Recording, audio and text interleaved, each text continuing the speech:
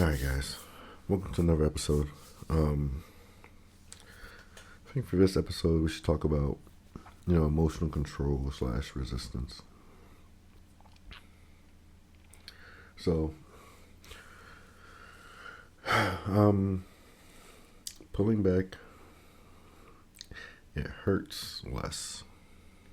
You know, I guess I could say, when I started pulling back, um, in my relationship, it was so I can hurt less. And I noticed it when I was, I'll say I noticed it. I noticed myself pulling back, not being, you know, my usual self when I saw how big the distance was. When I really gauged, like, oh, like you really, like when I felt that alone, like, oh, like you don't care. Like once I feel like you don't care about my well being, or you don't care, um, not what happens to me, but there's a sense of like, oh, like you don't care that I'm here, or you don't care that how my day is going, or how my game went, or certain stuff like that. Like, oh, you don't care. And once I realized that, or at least felt like that, um, that's when it, like, because that's been going on for a bit, and I just chalked it up to, baby, family, postpartum, marriage not doing the best, waiting to reconnect. I'm chalking all to that stuff. I'm giving every reason out the books why, you know, why we might be in a situation. And once I got to that point in my head where, oh, you might just not care about me and like how I'm doing, how I'm feeling. Um, that's when I really, started to push back on myself, just to like, hey, you can't, I couldn't, um, I can't keep showing all this extra energy and talking and like, being, really, really just bubbly energy, like dog, like golden retriever, like energy, to get shunned or to get ignored. Um, I can't keep doing that. I'm gonna look like an idiot. I'm gonna look like a fool. I'm gonna look like I'm begging. Um, and that hurts to be denied by somebody you love, like right after God is this person, and to feel that it hurts a lot. Um, so that's when I started to really notice myself pull back more, um, for my mental health, really. And um, what I stopped doing, I just stopped doing like, the texting throughout the day of like how she's doing, how she's holding up. Um, you know, I stopped being so warm person, like speaking wise, and just trying to be more, you know, not sound like a robot, but just talking to you straight facts, get my point across, get my stuff across.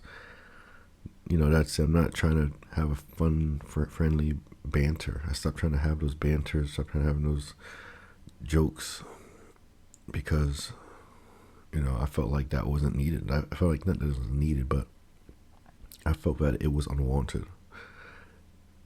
And so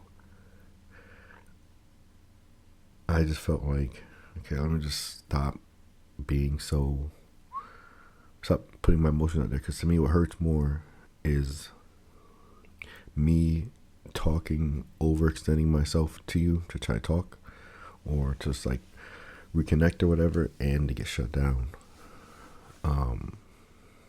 That's my way of reconnecting. Just spending quality time together. And that means sharing good banter, sharing a good jokes, just asking about how each other's day was, because it shows you care, about the person. And so when I noticed those things were being reciprocated, I just stopped doing that stuff as much. Of course, anything obvious or I could read the room, I ask, but just me being eager or me like putting it out there just because I know it's going to be reciprocated back to me, I just stop because I know it's not going to. And I don't think it's wanted, And so that's what kind of put me like, okay, I just need to stop doing that because I'm going to get hurt. I don't mind doing the little stuff here and there. Like I still cook, still clean, try to do all the stuff around the house, take care of the house, take care of the dogs, still do all that stuff because I still love, but I can't get hurt by me physically trying to just talk and get ignored or denied or looked down upon. I don't want to get hurt like that no more. So that's what I did to kind of pull back from that, and it does feel safer because I don't see no more me trying to talk and it's looking like somebody that looks at when I'm talking to the person and they look back at me like, oh, like, why are you talking to me? Or like, oh, you're going to keep talking? Like, it feels safe because, it's kind of like, you're not getting rejected. It's like, yeah, you can go and talk. And like, guys are like, oh, just talk to her, ask her out. The worst you can say is no. And that's true. And in one scenario, it's not a big deal. But when that happens over and over, every day, again, just no, one word responses, denied. And when that's been happening for like months, it's tough. Like, you don't want to see that every day. So it feels safer not asking and not getting that response back, because at least I didn't get that back to me. Like, and I can be optimistic of maybe she'll ask how my day was, and then that'll mean, okay, so you want to know about each other's day now, like you care how I think, how I feel.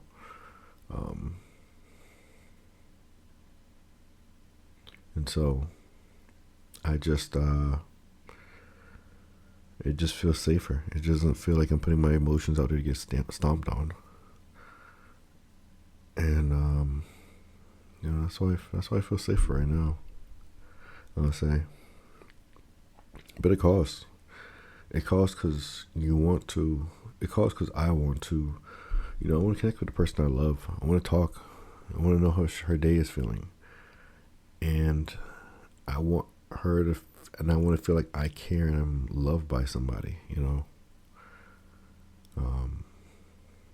So the fact that I'm not having or reaching out, giving the opportunity for that reciprocation back to me, to know how my partner's doing and for her to know how I'm doing, it hurts because it costs the window of opportunity to bridge a gap, to close some distance, to open up conversation. And when you close that gap, and if you don't close that gap, and I'm not making that sacrifice, and it just leaves that void there, especially when two people don't want to move, don't want to budge, in either direction. So, it costs me that connection that I want. And I know what would mark as good steps forward. We can't fix. I don't know.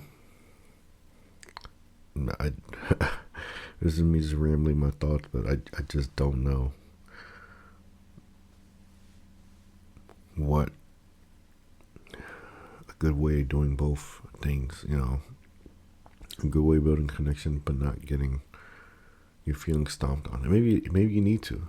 Maybe that's the point of being in love, is to sacrifice yourself in terms of like, ridicule, embarrassment, looking weak, because you love the person.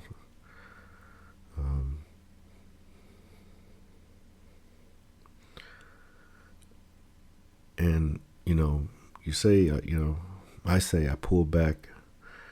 I didn't. I'm gonna say I didn't pull back to be cold. I pulled back to protect myself. And in protecting myself, I'm not putting the relationship first. So it's costing me my relationship. I'm not putting us first, but not just talking more and not caring if I get that look of disgust or a look of like, why are you talking to me, or a look of like annoyance, at at least that's how I feel about it right now. In this present moment, I I think love costs, and I think I think it costs. I think to make things work, you gotta put yourself. You can't put yourself first. So what it's costing me is my relationship. I'm not putting my relationship first at these moments, and it's something I gotta work on. Um, I can't let myself and my own protection that I think I'm doing overcome what the goal is. Like I said, if I want to make it to that 30-year marriage, 50-year marriage, you gotta get these hurdles. Somebody gotta say I'm sorry. Somebody gotta get a hug. Somebody gotta just reach out and pray and hope the other person takes your hand. Anyways, I'm done rambling.